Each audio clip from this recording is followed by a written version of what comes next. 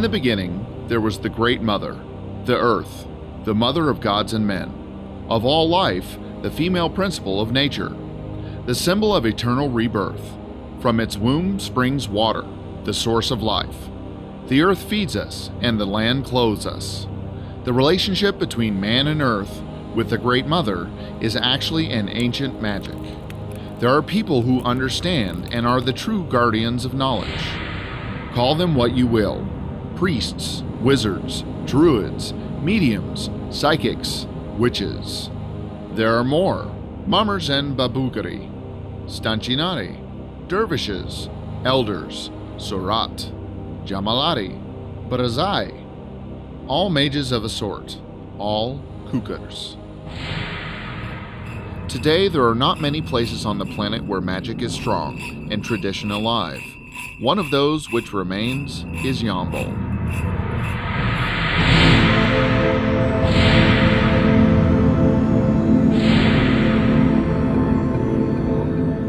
Kabyle was inhabited by Thracians, the ancient people who coexisted for millennia with the Greeks and later the Romans. People who have left a rich cultural heritage. The Thracians, who were described as fearless warriors in Homer's Iliad. They had no alphabet, and therefore information about them is scarce. But the Thracians were amazing people. They appeared out of nowhere. They were an incredibly complex civilization with a profound philosophy of life and death. A curious fact is that in the history of Kabyle is that the local rulers were the first to use for themselves the title of Tsar. And they do this with enviable confidence, suggesting that they were not impostors and that their title was recognized internationally. Kabyle emerged as a major center of what is now the geographical area Thrace, the lands between the Balkan and Rhodope mountains. The city was mentioned for the first time in the 4th century BC in one of the famous diatribes of the Athenian orator Demosthenes. His passionate speeches against the Macedonian king Philip II, the father of Alexander the Great. Philip himself subsequently seized Kabyle and made it part of the Macedonian state, the giant Macedonian Empire. After the death of his son Alexander, when the empire disintegrated, Kabyle regained its independence. That's when the city was ruled by Spartok and Skostok, rulers who were proclaimed Tsars. Among the finds from that period abound amphorae stamped with the name of the city, a brand of origin and quality.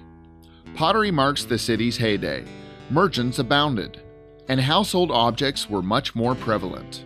Some of them are not quite decent, as this lamp, for example, which depicts a scene of explicit homosexual intercourse between men. But in this highly commercial, mercantile period of dissipation and delay, the Thracians did not forget their relationship with magic.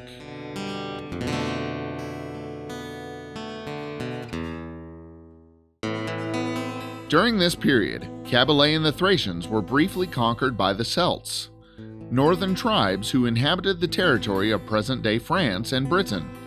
To the Celts is attributed the construction of the legendary Stonehenge. Their priests, called druids, most likely also used the sanctuary, the observatory of Zajci.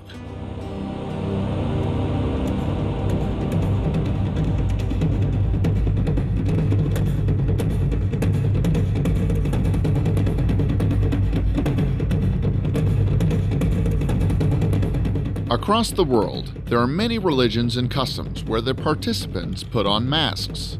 Their motives are varied, mostly for fun or as a form of theater. Some have become world famous, such as the carnivals of Venice and Rio de Janeiro, or Japanese theater. The Venetian carnival masked flirting, allowing the possibility of cheating, coquetry, and a brief escape from the strict rules of the medieval morality. In the region of Yambol and Kabyle, however, putting on the masks is a continuation of an ancient magical tradition.